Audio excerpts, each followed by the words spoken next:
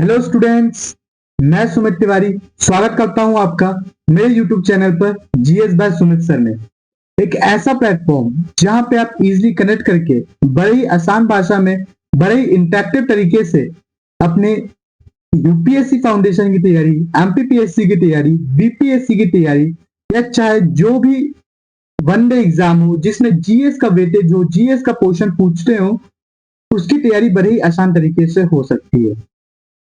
चाहे आपको पढ़ना हो हिस्ट्री, चाहे आपको पढ़ना हो पॉलिटी, या हो ज्योग्राफी, या हो इकोनॉमिक्स, या हो स्टैटिक जीके, यहाँ पे हर एक सब्जेक्ट की प्लेलिस्ट क्रिएट की जाएगी और थ्योरी प्लस एमसीक्यू फॉर्म में आपको उसको बड़े ही आसान तरीके से कंप्लीट करवाया जाएगा, है ना।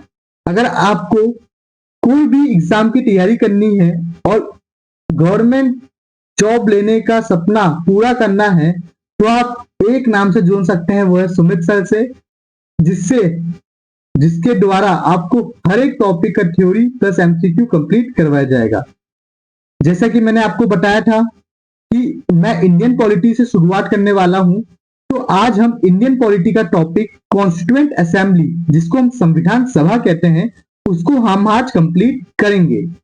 उसके मैं आपको 200 प्लस एमसीक्यू करवाऊंगा, मतलब एक टॉपिक के 200 प्लस एमसीक्यू, है ना, करवाऊंगा, जो कि पार्ट 1, पार्ट 2, पार्ट 3, पार्ट 4 और पार्ट 5 में पूरा कंप्लीट करवा दूंगा। आप सोच सकते हैं कि इतने एमसीक्यू करने के बाद आप किसी भी एग्जाम में अगर कॉन्स्टिट्यूएंट असेंबली से क्वेश्चन पूछा जाए तो मुझे नहीं लगता कि वो नहीं बनेगा। ये मैं गारंटी देता हूं कि इस टॉपिक से तो क्वेश्चन बनेंगे ही बनेंगे। अगर मैं 200 प्लस एमसीक्यू ला रहा हूं तो इसमें प्रीवियस ईयर क्वेश्चन भी इंक्लूडेड है, इसमें वैरायटी ऑफ क्वेश्चन भी इंक्लूडेड है ना, इसमें नए नए क्वेश्चन जो मैंने क्रिएट किए वो भी इंक्लूडेड है। इससे क्या होगा, आपके हर एक टॉपिक की जो ज्ञान है एकदम डीप तक पूर्ण रूप से कंप्लीट हो जाएगी। तो आइए हम शुरू करते हैं। 40 एमसीक्यूज इंपॉर्टेंट है ना। उसके पहले आप ध्यान दीजिए, इसमें मेरे नंबर का ध्यान रखिएगा 7828008846, जहां पे आप कनेक्ट करके अपने डाउट्स, स्टडी मटेरियल्स, नोट्स या और किसी से चीज से रिलेटेड आपको अगर मुझसे बात करनी हो तो आप इससे कांटेक्ट कर सकते हैं। व्हाट्सएप या टेलीग्राम कीजिएगा। और बाकी सब्जेक्ट्स और टॉपिक्स मैंने बता दिए हैं, एग्जाम में मैंने बता दिए हैं, है ना। अब आगे हम चालू करते हैं। सबसे पहला क्वेश्चन, भारतीय संविधान के निर्माण हेतु संविधान सभा का गठन जुलाई 1946 में किस मिशन की संस्तुतियों के आधार पर किया गया है? Simon Commission, Cripps Mission, Cabinet Mission या अगस्त प्रस्ताव? बेसिकली क्वेश्चन पूछा जा रहा है कि संविधान सभा जो बना वो किसके आधार पर बना था, कौन सा मिशन आया था उसको बनाने के लिए। तो क्या आंसर होगा इसका? Cabinet mission. क्या होगा इसका आंसर? Cabinet mission. ठीक है, कैबिनेट मिशन वो मिशन जो एक असेंबली के लिए, कॉन्स्टिट्यूएंट असेंबली के लिए आया था, जिसमें 3 मेजर पीपल्स थे। जिसमें कौन कौन था वो देखिए, सर स्टैफोर्ड क्रिप्स, है ना, लॉर्ड पैट्रिक लॉरेंस और एबी अलेक्जेंडर। ठीक है, नेक्स्ट क्वेश्चन देखते हैं। भारत के लिए संविधान सभा की रचना हेतु संविधान सभा का विचार सर्वप्रथम 1924 में किस राजनीतिक दल ने प्रस्तुत किया था? बेसिकली पूछा गया है कि संविधान सभा का जो आइडिया था वो ऐसी कौन सी पॉलिटिकल पार्टी थी जिसने सबसे पहले दिया। तो कौन थी सबसे पहली पॉलिटिकल पार्टी? स्वराज पार्टी। कौन सी पार्टी थी? स्वराज पार्टी। आइए हम जो जानते हैं स्वराज पार्टी के बारे में। स्वराज पार्टी वो पार्टी जो कि 1924 में मोतीलाल नेहरू और चित्तरंजन दास जी ने बनाई थी। इसी पार्टी ने सबसे पहले कॉन्स्टिट्यूएंट असेंबली बनाने की मांग भारत के सामने रखा था। ठीक है, आगे बढ़े। क्वेश्चन, कैबिनेट मिशन योजना के अनुसार संविधान सभा के सदस्यों की कुल संख्या कितनी निश्चित की गई थी? कैबिनेट मिशन के तहत जो सीट है कॉन्स्टिट्यूएंट असेंबली में वो कितनी निश्चित की गई थी? 296, 324, 389 या 208? क्या होगा इसका आंसर? इसका आंसर होगा 389। संविधान सभा की जो सीट निर्धारित की गई थी, कॉन्स्टिट्यूएंट असेंबली की जो सीट निर्धारित की गई थी कैबिनेट मिशन के द्वारा, वो कितनी थी? 389। जिसमें से 292 किसके हाथ में गई थी? ब्रिटिश प्रोविंस के हाथ में। ठीक है, ब्रिटिश प्रांतों के हाथ में कितनी सीट गई थी? 292, 292 है ना। चीफ कमिश्नरी स्टेट के हाथ में कितनी गई थी? 4। और प्रिंसली स्टेट के हाथ में कितनी गई थी? 93। तो आपको ब्रिटिश प्रोविंस तो वो वाला एरिया जो ब्रिटिशर्स के हाथ में है, प्रिंसली स्टेट जो आज के राजा राजवाड़े वाले एरिया थे ना, है ना, हैदराबाद हो गया, भोपाल हो गया, अलग अलग प्रिंसली स्टेट से, तो वो 93 सीट। 4 चीफ कमिश्नरी एरिया पूछा जाता है कि 4 चीफ कमिश्नरी एरिया कौन कौन से थे। तो हमको याद रखने की, याद ध्यान रखिएगा, A B C D। A for Ajmer, A for Ajmer, B for Balochistan, क्या है? B for Balochistan. ठीक है, C for Coorg, C for Coorg, D for Delhi, D for Delhi. ठीक है, तो कौन कौन से हो गए चीफ कमिश्नरी स्टेट? अजमेर, बलूचिस्तान, कुर्ग या फिर दिल्ली। ठीक है,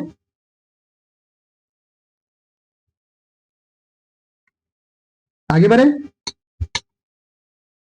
कुल 389 सदस्यों में से ब्रिटिश प्रांतों और देसी रियासतों को क्रमशः कितने स्थान आवंटित किए गए थे? बेसिकली पूछा गया है कि जो ब्रिटिश प्रांत थे उनको कितने सीट मिले थे और जो देसी रियासत थे उनको कितने सीट मिले थे। ध्यान रखिएगा, यहाँ पे चीफ कमिश्नर स्टेट की बात नहीं की गई है। तो कितने होंगे? 292 सीट किसके हाथ में थे? ब्रिटिश प्रांतों के हाथ में। और 93 सीट किसके हाथ में थे? देसी रियासतों के हाथ में। आगे देखते हैं। ठीक है, मैंने आपके लिए इंग्लिश और हिंदी दोनों में ट्रांसलेशन करके लाया हूं, जिससे जो लैंग्वेज की समस्या होती है हर एक स्टूडेंट को वो नहीं होगी, है ना। तो ध्यान रखिएगा, 389 सीट में से 292 ब्रिटिश प्रांत में, 4 चीफ कमिश्नर, 93 देसी रियासतों के पास गया था। संविधान सभा की प्रथम बैठक कब और कहां हुई थी? पूछा गया है, संविधान सभा जो फॉर्म हुआ था जुलाई 1946 में, उसकी फर्स्ट बैठक कहां हुई थी और कब हुई थी? ऑप्शन है 13 दिसंबर 1946 नई दिल्ली काउंसिल चैम्बर के पुस्तकालय भवन में, बी 9 दिसंबर 1946 नई दिल्ली काउंसिल चैम्बर के पुस्तकालय भवन में, 22 जनवरी 1947 नई दिल्ली संसद भवन में, या 29 अगस्त 1947 नई दिल्ली काउंसिल चैम्बर में। तो इसका आंसर क्या होगा? 9 दिसंबर 1946 नई दिल्ली काउंसिल चैम्बर के पुस्तकालय भवन में संविधान सभा की प्रथम बैठक हुई थी। ठीक है, याद रखिएगा, 9 दिसंबर 1946 को काउंसिल चैम्बर पुस्तकालय भवन में हुई थी। ठीक है, नेक्स्ट क्वेश्चन, संविधान सभा की प्रथम बैठक के दौरान अस्थायी अध्यक्ष के रूप में किसे चुना गया था? क्वेश्चन पूछा गया है कि अब से संविधान सभा फॉर्म हुई तो अस्थायी अध्यक्ष मतलब कि अभी के लिए कौन अध्यक्ष होगा, तो ये कौन, किसको चुना गया था? सबसे फर्स्ट है डॉक्टर राजेंद्र प्रसाद, जवाहरलाल नेहरू, सचिदानंद सिन्हा और एससी मुखर्जी। तो इसका कंसेप्ट ये है कि बेसिकली फ्रांस से हमने ये लिया था कि जो सबसे बुजुर्ग व्यक्ति होगा, ये तो अपने इंडिया एरिया, अपना जो इंडिया है उसमें हर घर में ये होता है कि सबसे बुजुर्ग व्यक्ति को हेड बनाया जाता है। तो जो सच्चिदानंद सिन्हा थे सबसे बुजुर्ग व्यक्ति थे, इसलिए इनको क्या किया गया? अस्थायी अध्यक्ष के रूप में चुना गया। ठीक है, डॉक्टर सच्चिदानंद सिन्हा को फ्रांस की प्रथा का पालन करते हुए हमने एक सबसे बुजुर्ग सदस्य को चुना था संविधान सभा का अस्थायी अध्यक्ष। नेक्स्ट क्वेश्चन की तरफ बढ़ते हैं। कौन सी देसी रियासत के प्रतिनिधि संविधान सभा में सम्मिलित नहीं हुए थे? ऐसा कौन सा देसी रियासत था जो संविधान सभा में सम्मिलित नहीं हुआ था? मैसूर, त्रावणकोर, हैदराबाद, बड़ौदा। इसका आंसर क्या होगा स्टूडेंट्स? हैदराबाद। इसका आंसर क्या होगा? हैदराबाद। हैदराबाद वो देसी रियासत जो कि सबसे पावरफुल रियासत था, जिसके पास मिलिट्री पावर बहुत मजबूत थी, है ना। वो कॉन्स्टिट्यूएंट असेंबली में पार्ट नहीं लिया था, हालांकि बाद में उसने ले लिया था, लेकिन स्टार्टिंग में उसने पार्ट नहीं लिया था। ठीक है, ये आप पढ़ लीजिएगा। नेक्स्ट क्वेश्चन, संविधान सभा में प्रांतों या देसी रियासतों को प्रतिनिधित्व किस आधार पर दिया गया था? संविधान सभा में जो प्रांत या देसी रियासत को सीट जो अलॉट हुई थी वो बेसिकली कैसे हुई थी? क्षेत्रफल के आधार पे, वित्तीय योगदान के आधार पे, जनसंख्या के आधार पे, या शिक्षित लोगों की संख्या के आधार पे? बताइए स्टूडेंट्स। तो किसके आधार पे हुआ था? जनसंख्या के आधार पे। जनसंख्या के आधार पे कैसे? एक सीट 10 लाख लोग के लिए बनाई गई थी। 10 लाख मतलब 1 मिलियन पीपल के लोग के लिए एक सीट दी गई थी। तो क्या होगा आंसर? जनसंख्या के आधार पर। ठीक है, नेक्स्ट क्वेश्चन, संविधान सभा में प्रांतों का प्रतिनिधित्व मुख्यतः 3 प्रमुख समुदाय की जनसंख्या के आधार पर विभाजित किया गया था। निम्नलिखित में से कौन सा समुदाय इस प्राथमिक विभाजन के लिए उनमें से नहीं था? ऐसा कौन सा जो समुदाय है वो स्टार्टिंग में जो अपन ने विभाजन किया था उसमें नहीं था? तो मुस्लिम, सिख, ईसाई या साधारण? तो जो ईसाई था वो समुदाय कॉन्स्टिट्यूएंट असेंबली के विभाजन में नहीं था। ठीक है, मुस्लिम था, सिख था और साधारण था, लेकिन ईसाई धर्म जो था वो नहीं था। ठीक है, ध्यान रखिएगा स्टूडेंट्स, क्वेश्चन पूछा जा सकता है। नेक्स्ट क्वेश्चन, 11 दिसंबर 1946 को संविधान सभा के स्थायी अध्यक्ष के रूप में किसे चुना गया था? यहाँ पूछा गया है स्थायी अध्यक्ष, ना कि अस्थायी। अस्थायी अपन ने पता कर लिया था कौन है, सच्चिदानंद सिन्हा। अब पूछा गया है स्थायी अध्यक्ष, तो कौन हो सकते हैं? Doctor B R Ambedkar, Sardar Vallabh भाई पटेल, डॉक्टर राजेंद्र प्रसाद या जवाहरलाल नेहरू? डॉक्टर राजेंद्र प्रसाद। डॉक्टर राजेंद्र प्रसाद जो कि अपने फर्स्ट प्रेसिडेंट भी बने, इंटर्म गवर्नमेंट में इनका साथ था, है ना। और सबसे पहले अध्यक्ष बने किसके? संविधान सभा के। कब बने थे? 11 दिसंबर 1946। ध्यान रखिएगा, पहली बैठक 9 दिसंबर को हुई थी और 11 दिसंबर 1946 को कौन अध्यक्ष बन गया था? राजेंद्र प्रसाद जी। संविधान सभा की संघीय संविधान समिति के अध्यक्ष कौन थे? अब संघीय पूछा है तो कौन हो सकता है? यूनियन से रिलेटेड कौन हो सकता है? डॉक्टर राजेंद्र प्रसाद, सरदार वल्लभ भाई पटेल, पंडित जवाहरलाल नेहरू या डॉक्टर बी आर अम्बेडकर? तो कौन हो सकता है स्टूडेंट? पंडित जवाहरलाल नेहरू। ठीक है, कौन होगा? पंडित जवाहरलाल नेहरू। बेसिकली जो यूनियन कमेटी होती है, जो यूनियन कॉन्स्टिट्यूएंट कमेटी होती है, यूनियन पावर कमेटी होती है, ये सब के अध्यक्ष कौन थे? पंडित जवाहरलाल नेहरू, जो कि सबसे पहले अपने पीएम भी बने। तो ये ध्यान रखिएगा, संघीय संविधान समिति इनके हाथ में थी और संघ शक्ति समिति के अध्यक्ष ये थे। संविधान सभा में सरदार वल्लभ भाई पटेल ने किस समिति की अध्यक्षता की थी? संविधान सभा में सरदार वल्लभ भाई पटेल, जो कि आयरन मैन बोला जाता है, स्टैच्यू ऑफ यूनिटी जिन पर बना हुआ है नर्मदा नदी के किनारे गुजरात में, वो किस समिति की अध्यक्षता कर रहे थे? ठीक है, प्रक्रिया नियम समिति की, संचालन समिति की, प्रांतीय संविधान समिति की और प्रारूप समिति की? किसी कर रहे थे? तो प्रांतीय संविधान समिति के। प्रांतीय संविधान समिति के अध्यक्ष कौन थे? अपने सरदार वल्लभ भाई पटेल जी। ठीक है, आगे बढ़े।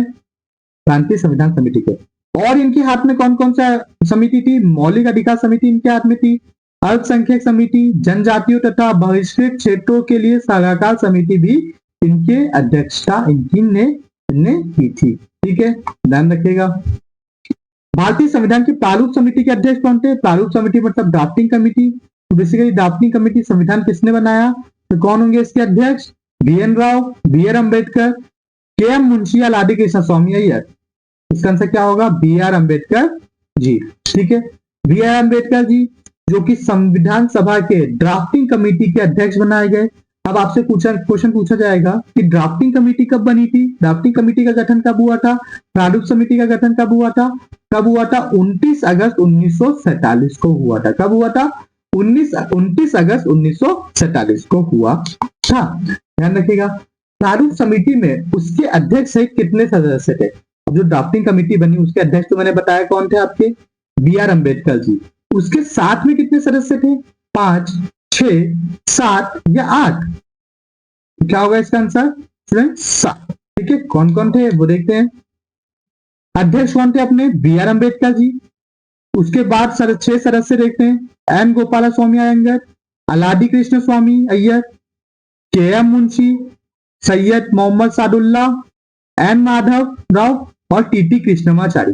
बेसिकली एन माधव राव किसके प्लेस पे आए थे? ध्यान रखिएगा, बीएल मित्र के प्लेस पे एन माधव राव को लाया गया था और डीपी खेतान के प्लेस में टीटी कृष्णमाचारी जी को लाया गया था। क्योंकि टीटी कृष्णमाचारी जी के स्थान किसके स्थान पे आए थे? डीपी खेतान जी के, क्योंकि डीपी खेतान जी की मृत्यु हो गई थी। आगे बढ़े। जवाहरलाल नेहरू ने संविधान सभा में उद्देश्य प्रस्ताव कब पेश किया था, जो बाद में संविधान की प्रस्तावना बना? बेसिकली वो उद्देश्य प्रस्ताव, वो ऑब्जेक्टिव रिजोल्यूशन जो कि हमारे प्राइम मिनिस्टर जी जवाहरलाल नेहरू जी ने 13 दिसंबर 1946 को सभी संविधान सभा के मेंबर के सामने रखा था। जो कि आगे चल के अपना प्रियम्बल बनता है। प्रियम्बल वो प्रस्तावना जो हर एक एनसीईआरटी बुक के फ्रंट में लिखा रहता है, वही था ऑब्जेक्टिव रिजोल्यूशन। तो कब हुआ था? 9 दिसंबर 1946, 11 दिसंबर 1946, 13 दिसंबर 1946 या 22 जनवरी 1947? तो कब ऑब्जेक्टिव रिजोल्यूशन लाए थे? 13 दिसंबर 1946 को। अब आपसे क्वेश्चन पूछा जाएगा कि 13 दिसंबर 1946 को लाया तो गया था, लेकिन संविधान सभा ने इसको सर्व समिति से कब अपनाया था? तो वो डेट याद रखिएगा, 22 जनवरी 1947 को संविधान सभा ने इसे सर्व समिति के माध्यम से अपना लिया था। किसको? ऑब्जेक्टिव रिजोल्यूशन को। 25 जनवरी 1947 को संविधान सभा के पहले उपाध्यक्ष के रूप में किसे नियुक्त किया गया था? पूछा गया है सबसे पहले उपाध्यक्ष कौन थे, है ना। 25 जनवरी 1947 को सबसे पहले उपाध्यक्ष कौन बने थे? VT Krishnamachari, SC. Mukherjee, BN. Rao या के.एम. मुंशी? बेसिकली जो संविधान सभा के उपाध्यक्ष थे वो दो बने थे। कितने बने थे? दो बने थे। बट 25 जनवरी 1947 को कौन बना था? एच.सी. मुखर्जी जी। उसके बाद 16 जुलाई 1947 को दूसरे उपाध्यक्ष मिले थे। कौन थे वो? वीटी कृष्णमाचारी। सबसे पहले एस.सी. मुखर्जी, दूसरे वीटी कृष्णमाचारी। ध्यान रखिएगा, इंपॉर्टेंट क्वेश्चन है। 3 जून 1947 की योजना के अनुसार देश के बंटवारे के बाद भारतीय संविधान सभा की कुल सदस्य संख्या कितनी निर्धारित की गई थी? 389, 299, 324 या 235? बेसिकली जब बन तो गया था अपना संविधान 1946 में, संविधान सभा बन गई थी 1946 में, बट 1947 में क्या हुआ था? अपना विभाजन हो गया। किसके तहत? माउंटबेटन योजना के तहत। माउंटबेटन योजना कब आया था? 3 जून 1947 को। तो उसके तहत अब सीटों का भी बंटवारा होगा। तो सीटों का बंटवारा होगा तो माउंटबेटन योजना के तहत भारत के पास कितनी सीट आनी थी? 324। कितनी सीट आनी थी? 324 सीट। किसके हिसाब से? माउंटबेटन योजना के हिसाब से। हालांकि 324 सीट नहीं हुई थी, सीट और दूसरी आई थी, वो अपन आगे बढ़ेंगे, है ना। तो कितनी थी? 324 सीट, जिसमें कि 235 सीट किसके लिए बांटी गई थी? प्रांतों के लिए, और 89 सीट ब्रिटिश नहीं, प्रांतीय जो देशी रियासत थे उनके लिए बांटी गई थी। ठीक है, ध्यान रखिएगा। कैबिनेट मिशन प्रस्तावों के अनुसार 2 सितंबर 1946 को गठित अंतरिम मंत्रिमंडल में कानून मंत्री कौन थे? अब बात करें अंतिम मंत्रिमंडल की, इंटरिम गवर्नमेंट की, तो इंटरिम गवर्नमेंट का फॉर्म हुआ था 2 सितंबर 1946 को इंटरिम गवर्नमेंट फॉर्म हुआ था। इंटरिम गवर्नमेंट बेसिकली वो मंत्रिमंडल जो कि जब तक पहले चुनाव नहीं हो जाते तब तक वो अपना कार्यभार, तब तक अपना विभाग वो संभाले, है ना। ऐसा एक मंत्रिमंडल क्रिएट किया गया, उसको हमने अंतिम सरकार कहा। तो कौन थे उसमें कानून मंत्री? जोगेंद्र नाथ मंडल जी। जोगेंद्र नाथ मंडल जी। अब जोगेंद्र नाथ मंडल जी कौन थे? तो जोगेंद्र नाथ मंडल जी मुस्लिम लीग के सदस्य थे। जोगेंद्र नाथ मंडल जी किसके सदस्य थे? मुस्लिम लीग के सदस्य थे। हालांकि जब अंतिम गवर्नमेंट बना 2 सितंबर 1946 को, उसमें मुस्लिम लीग ने भाग नहीं लिया था। मुस्लिम लीग कब आई मंत्रिमंडल में शामिल होने? 26 अक्टूबर 1946 को आई। कब आई? 26 अक्टूबर 1946 को मुस्लिम लीग भी शामिल हुई, जिसमें कि जोगेंद्र नाथ मंडल जी को क्या बनाया गया? कानून मंत्री का दर्जा दिया गया। ठीक है, आगे बढ़े। 26 अक्टूबर 1946 को मुस्लिम लीग में शामिल होने के बाद अंतिम मंत्रिमंडल के वित्त मंत्री कौन थे? अभी अपन ने कानून मंत्री पढ़ा, अब अपन पूछ रहा है कि वित्त मंत्री कौन है? जॉन मथाई, सी राजगोपालाचारी, लियाकत अली खां या सरदार वल्लभ भाई पटेल? तो कौन थे? लियाकत अली खां। ये भी मुस्लिम लीग के मेंबर थे, है ना। तो इनको कौन सा विभाग मिला था? फाइनेंस विभाग जो था, वित्त विभाग जो था, वो किसके हाथ में था? लियाकत अली के हाथ में। मुस्लिम लीग कब जुड़ी थी? 26 अक्टूबर 1946 को। ध्यान रखिएगा, डेट इंपॉर्टेंट है। ठीक है। देशों के विभाजन के बाद 31 अक्टूबर 1947 को पुनर्गठन के बाद संविधान सभा के सदस्यों की कुल संख्या कितनी थी? अब विभाजन हो गया, है ना। तो विभाजन हो गया तो भारत के पास कितनी सीट बची? तो कितनी थी? 389, 324, 299 या 284? कितनी थी? 299। कितनी थी? 299 सीट बची थी, जिसमें कि 29 सीट किसके हाथ में थी? प्रांतों के हाथ में थी, ब्रिटिश प्रांत जो थे, और देशी रियासतों के हाथ में 70 सीट गई थी। कितनी है सीट? 229 किसके हाथ में थी? प्रांतों के हाथ में, और रियासतों के हाथ में 70 सीट। ठीक है, नेक्स्ट क्वेश्चन। संविधान सभा में संचालन समिति के अध्यक्ष कौन थे? बेसिकली जो संचालन कौन करेगा, है ना, कौन करेगा संचालन? जो लीडर होगा। लीडर कौन था वहां पे? पंडित जवाहरलाल नेहरू, डॉक्टर राजेंद्र प्रसाद, सरदार वल्लभ भाई पटेल या जे.बी. कृपलानी? कौन था? डॉक्टर राजेंद्र प्रसाद। ठीक है। डॉक्टर राजेंद्र प्रसाद क्या थे, वहां के अध्यक्ष थे और अध्यक्ष के साथ साथ क्या थे, संविधान सभा के संचालन समिति के अध्यक्ष भी थे। ठीक है, ध्यान रखिएगा। संविधान सभा में संविधान का प्रथम वाचन 4 नवंबर से 1948 में किस तारीख तक चला था? बेसिकली जो वाचन हुए थे संविधान के वो कितने हुए थे? 3 वाचन हुए थे, जिसमें कि फर्स्ट, सेकेंड और थर्ड। तो पूछा गया है कि फर्स्ट वाचन 4 नवंबर से चालू हुआ था तो कब खत्म हुआ था? 9 नवंबर को, 15 नवंबर को, 17 अक्टूबर को या 26 नवंबर को? तो कब हुआ था? 9 नवंबर को। फर्स्ट वाचन कितने दिन का चला था? 5 दिन का वाचन चला था, जो कि 4 नवंबर से चालू होकर कब तक चला था? 9 नवंबर तक चला था। ठीक है, ध्यान रखिएगा। संविधान सभा में संविधान का दूसरा वाचन कब प्रारंभ हुआ था? बताइए, संविधान सभा में दूसरा वाचन कब प्रारंभ हुआ था? 4 नवंबर 1948, 9 नवंबर 1948, 15 नवंबर 1948 या 17 अक्टूबर 1949? इसका आंसर क्या होगा? 15 नवंबर 1948। ठीक है, तो ये कब तक चला? फिर ये चला अक्टूबर 1949 तक, लगभग 11 महीने का चला था। लगभग कितने महीने का चला था? लगभग 11 महीने का ये चला था। ठीक है, ध्यान रखिएगा। सेकंड वाचन 15 नवंबर 1948 को चालू हुआ था। संविधान सभा में संविधान का दूसरा वाचन कब तक चला? जो दूसरा वाचन था वो कब तक चला था? 15 नवंबर 1928 तक, 17 अक्टूबर 1949 तक, 14 नवंबर 1949 तक या 26 नवंबर 1949 तक? मैंने आपको अभी बताया कब तक चला था, 17 अक्टूबर 1949 तक। ध्यान रखिएगा। नेक्स्ट क्वेश्चन, संविधान सभा में संविधान का तीसरा वाचन कब प्रारंभ हुआ? संविधान सभा में संविधान का तीसरा वाचन कब प्रारंभ हुआ? 17 अक्टूबर 1949 को, 14 अक्टूबर 1949 को, 26 नवंबर 1949 को या 24 जनवरी 1949 को? तीसरा वाचन कब हुआ था? 14 नवंबर 1949।